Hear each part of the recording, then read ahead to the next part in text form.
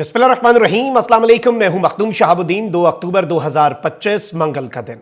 नाज़रीन इकराम, कुछ important developments हैं आलमी मंजरनामे से जो आपके सामने रखनी है इस वक्त। एक जानिब तो भारत पाकिस्तान के साथ एक और एडवेंचर की तैयारी कर रहा है और ये एक ओपन सीक्रेट है, और ये बात भी इस वक्त पाकिस्तान को इस बात का अंदाजा है कि इस मर्तबा भारत जो है वो नेवी की साइड से, यानी एयरफोर्स ने मार खाई, फौज ने मार खाई, अब भारत जो है वो सारे का सारा वजन जो है वो अपनी नेवी पे डालने जा रहा है और नेवल साइड से भारत जो है वो पाकिस्तान के साथ कोई एडवेंचर करेगा। हमारी इंटेलिजेंस रिपोर्ट्स, हमारे एनालिसिस इस हवाले से बहुत पहले से इशारे दे रहे हैं।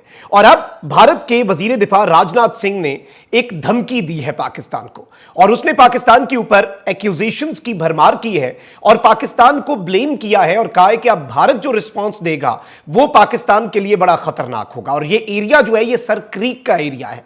ये मामला क्या है, माजरा क्या है, इस एरिया की इंपॉर्टेंस क्या है, इस पर हमने बात करनी है। इसके साथ ही साथ एक और इंटरेस्टिंग डेवलपमेंट ये हुई है नाज़रीन इकराम के, पहले तो आपको मालूम है कि किस तरह से भारत जो है उसे पाकिस्तान से मार पड़ी, और अब तुर्की की तरफ से भी भारत को एक नई शर्मिंदगी उठानी पड़ी है। बहरा रोम में तुर्क बहरिया ने भारतीय बहरिया को भगा डाला है। तो it's all about Indian navy. Indian navy की वर्थ का भी आपको पता चल जाएगा। और खैर, पाकिस्तान नेवी तो इंतजार कर रही है कि उन्हें भी भारत जो है वो खिदमत का मौका दे। 2019 में अभिनंदन वाले मामले में भी एयरफोर्स को खिदमत का मौका मिला। इस मर्तबा भी एयरफोर्स को राफेल जो है वो दिए गए तोहफे में भारत की तरफ से और खिदमत का मौका फराहम किया गया, और हमने फिर सही खातिर मदारत भी की। फिर इवन एलओसी के ऊपर ये जो अपनी चौकियां छोड़कर सरेंडर करके सफेद परचम लहराए, फौज को भी खिदमत का काफी मौका दिया। तो हमारी नेवी तो बहुत पहले से इंतजार में बैठी हुई है ना। तो अब इस हवाले से नाज़रीन इकराम, जो भारत है, भारत शर्मिंदगी उठा रहा है, पूरी दुनिया के सामने है कि भारत ये जंग आ रहा है। नरेंद्र मोदी ने अपनी पॉलिटिक्स ठीक करनी है और उसके लिए अब वो कुछ ना कुछ एडवेंचर करेगा।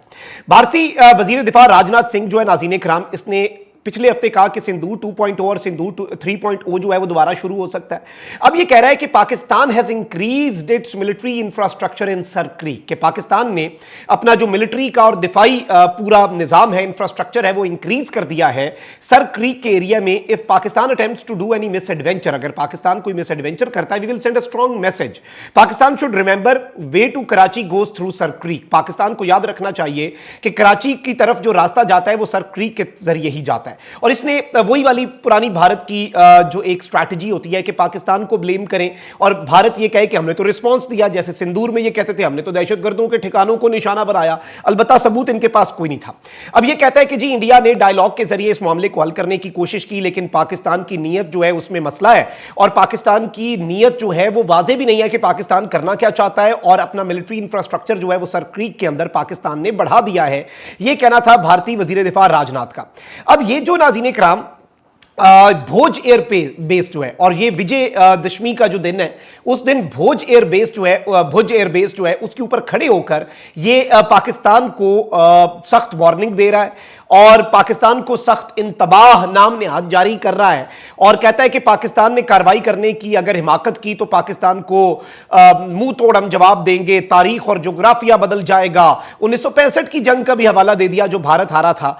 तो अब इस सारी सूरत हाल में नाज़रीन इकराम, ये एरिया है क्या, सर क्रीक जो है ये नाज़रीन इकराम, ये बेसिकली तकरीबन 96 किलोमीटर तवील एक आबी गुजरगाह है जो भारत की रियासत गुजरात के कुछ इलाके और पाकिस्तान के सूबा सिंध के दरमियान वाक़ है। यह गुजरगाह समुद्री और जमीनी सरहदों को जोड़ती है और यह गुजरगाह इंतहाई स्ट्रेटेजिक अहमियत की हामिल है।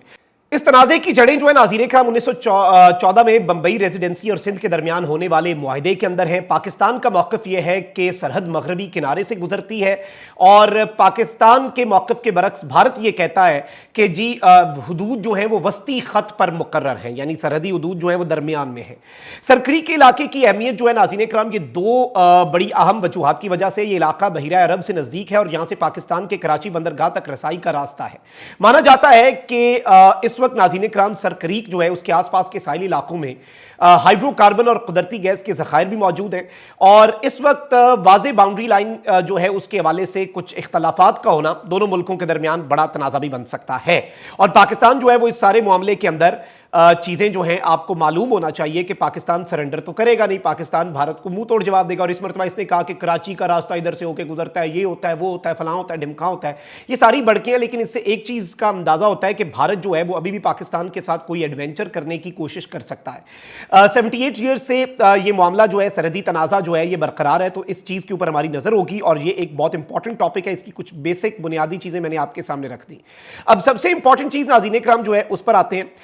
भारत जो है उसे आलमी सतह पर हजीमत उठाने का, क्योंकि भारत ने ठेका उठा लिया हुआ है। पूरी दुनिया में भारत जलील और रुसवा हो रहा है, अमेरिका जलील कर रहा है, ट्रंप जलील कर रहा है और हर तरफ से भारत को मुंह की खानी पड़ रही है। हर तरफ से जूते खा रहा है भारत, वेस्ट की तरफ से, चाइना रशिया की तरफ से।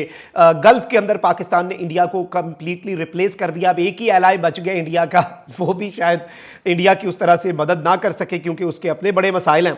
अब नाज़रीन इकराम आपको पता है कि ये जो समुद्र फ्लोटिला है जो कि एड लेकर जा रहा है गजा की तरफ, और बहुत से मुल्कों ने इसकी हिफाजत भी की उनके पानियों में से, इवन स्पेन, इटली, ग्रीस, इन सब ने अपनी अपनी वॉरशिप्स भेजी। टर्की जो है उसने अपने आकिंची ड्रोन्स जो है वो भेजे, वो इसे हिसार में ले लें और वहां तक पहुंचा दें। वहां पर जाकर अभी इस वक्त ये जो स्मूथ फ्लोटिला इसके वाले से बताया गया है कि जो नेवी है उसने ग्लोबल स्मूथ फ्लोटिला पर धावा बोला और तमाम इमदादी कश्तियां जो हैं उन पर कब्जे का दावा किया। पाकिस्तान के सेनेटर मुश्ताक जो हैं वो भी वहां पर हैं और 40 से ज़ायद कश्तियों पर मुश्तमिल ग्लोबल फ्लोटिला को घेरे में ले लिया गया और कई कश्तियों पर पानी जो वाटर कैनन्स होती हैं, पानी की तोपें जो है वो भी चलाई गई। और आलमी शोहरत याफ्ता समाजी रहनुमा ग्रेटा थनबर्ग समेत 500 के करीब अफराद जो हैं वो इस वक्त हिरासत में हैं। लेकिन जो असल खबर है वो क्या है, बड़ी दिलचस्प है। नाज़रीन इकराम बताया जा रहा है कि मुबैना तौर पर भारत की एक नेवल वॉरशिप है INS ट्रिकांड, वो यहां पर इंटरसेप्ट करने में मदद फराहम कर रही थी इस ग्लोबल स्मूथ फ्लोटिला को और इसकी बोट्स को। भारत जो है उसकी नेवल वॉरशिप, यानी भारत जो है वो इस सब के अंदर wrong side of the history जो है उस पर खड़ा होना चाह रहा होगा। जाहिर बात है उन्हें होगा कि कोई हमारा फायदा हो जाएगा, पाकिस्तान के खिलाफ जंग में ये हमारी मदद कर देंगे। लेकिन इंटरेस्टिंगली टर्किश नेवल वेसल्स जो हैं, टर्की के जो बहरी जहाज हैं उन्होंने क्लियर वार्निंग जो है वो भारत के मुबैना तौर पर वॉरशिप जो है, नेवल वॉरशिप, जंगी बहरी जहाज जो है उसे भेजी।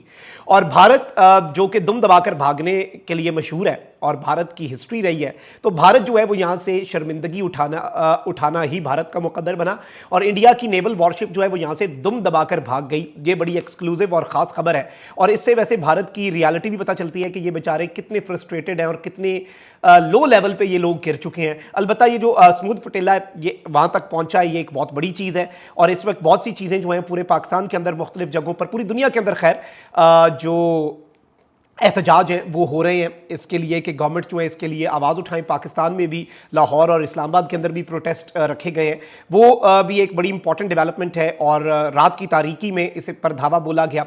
और लेट्स सी कि ये मामला कहाँ पर रुकता है। लेकिन इंडिया के साथ इस सब के अंदर जो हुआ है ना, वो उसे आप हमारे सादा लफ्ज़ों में अगर कोई मुहावरतन मुझे उसे एक्सप्लेन करना पड़े तो 100 प्याज और 100 जूते, या फिर कोयलों की दलाली में मुंह काला। अपना बहुत ख्याल रखिए। अल्लाह निगहबान, पाकिस्तान जिंदाबाद।